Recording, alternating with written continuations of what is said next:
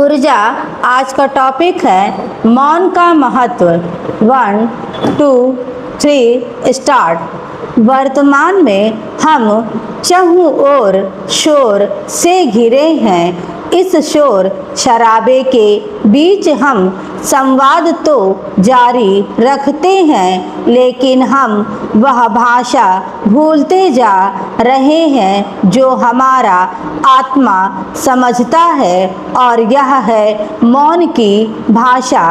हम अक्सर सोचते हैं कि मौन का मतलब सिर्फ अधरों का बंद हो जाना है, परंतु सच तो यह है कि जब होठ बंद होते हैं तब भी मन के भीतर विचारों की एक आंधी चल रही होती है।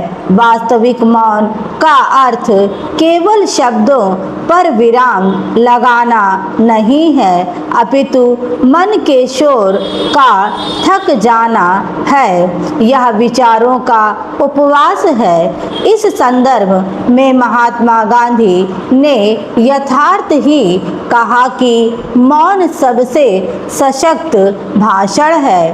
वास्तव में जब शब्दों का लोप होता है तब आत्मचिंतन शुरू होता है। मौन हमें परिस्थितियों से भागना नहीं सिखाता है, बल्कि यथार्थ से अवगत कराता है। भारतीय दर्शन, संस्कृति और परंपराओं में मौन को साधना माना गया है। इसका अर्थ केवल बोलना बंद कर देना नहीं, बल्कि भीतर उठने वाली हर प्रतिक्रिया को तुरंत शब्द ना देना है।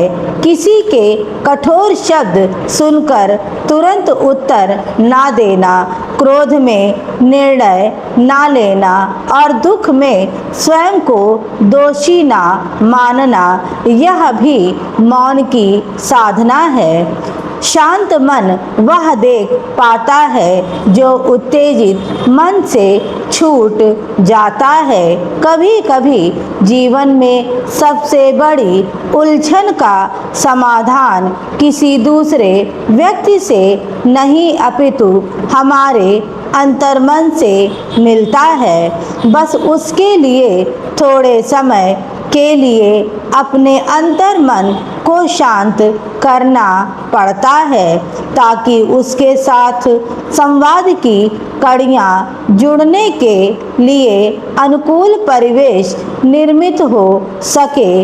इसमें सिद्धि प्राप्त करने के लिए प्रतिदिन कुछ क्षणों के लिए मौन का अभ्यास कीजिए। इसके लिए कोई मंत्र या कोई विशेष विधि आवश्यक नहीं है, बस स्वयं के साथ रहिए। आरंभ में मन बहुत भागेगा, लेकिन धीरे धीरे यह शांत होने लगेगा, और जिस दिन बाहर की दुनिया का शोर आपके भीतर जाना बंद हो जाएगा, उस दिन आपको अपने ही भीतर से एक कर्णप्रिय संगीत की ध्वनि सुनाई पड़ने लगेगी। स्टॉप।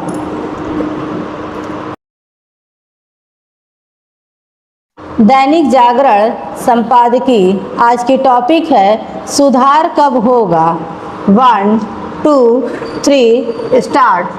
सड़क परिवहन एवं राजमार्ग मंत्री नितिन गडकरी ने एक बार फिर अपने विभाग की कमियों को बेबाकी से स्वीकार किया। उन्होंने न केवल यह माना कि राष्ट्रीय राजमार्ग प्राधिकरण में अफसरों और ठेकेदारों की मिलीभगत से तकनीकी एवं वित्तीय योग्यता तय हो रही है, बल्कि यह भी संकोच नहीं किया कि ठेकेदार सरकारी नियमों का बेजा लाभ उठाने में सफल हैं। ऐसी खरी बातें वे पहले भी कर चुके हैं, लेकिन लगता है उन्हें इसका भान नहीं कि इन खामियों खराबियों को दूर करने की जिम्मेदारी तो उन्हीं की है।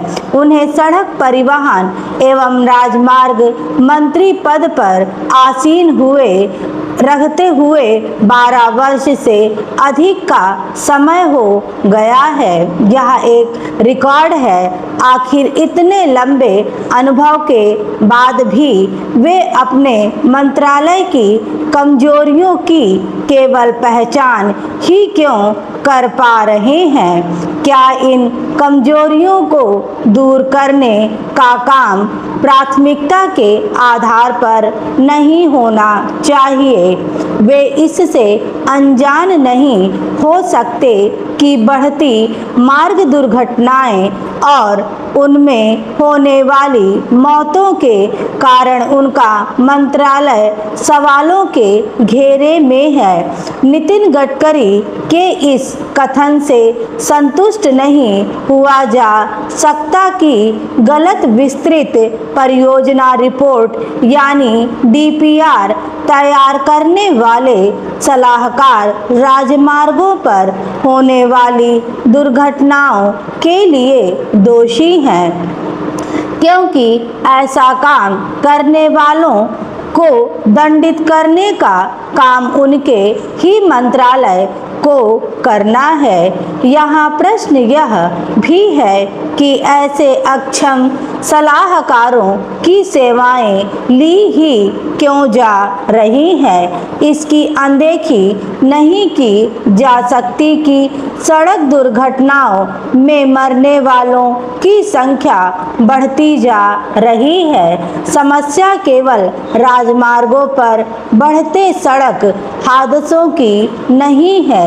समस्या यह भी है कि आमतौर पर राजमार्ग गुणवत्ता के मानकों पर खरे नहीं उतर पा रहे हैं। स्थिति यह है कि एक्सप्रेसवे तक उद्घाटन के चंद माह बाद ही धंस जा रहे हैं। इससे इनकार नहीं कि देश में बड़े पैमाने पर सड़क, पुल आदि बन रहे हैं, लेकिन यह प्रश्न अनुत्तरित है कि उनकी गुणवत्ता दोयम दर्जे की क्यों साबित हो रही है। सड़क परिवहन एवं राजमार्ग मंत्री ने निर्माण की गुणवत्ता से समझौता करने वाले ठेकेदारों को काली सूची में डालने की चेतावनी भले ही दे दी हो, लेकिन सच यह है कि वह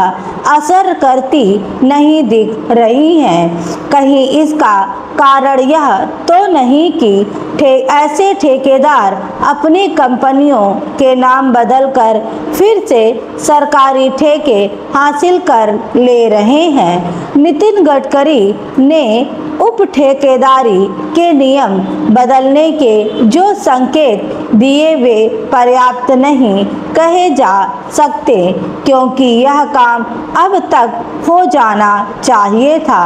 आखिर 12 साल एक लंबा कालखंड होता है। यह सही है कि सुधारों की सिलसिला सदैव कायम ही रहता है, लेकिन जो सुधार बहुत पहले हो जाने चाहिए थे उनका भी लंबित रहना अफसोस और चिंता की बात है। स्टॉप।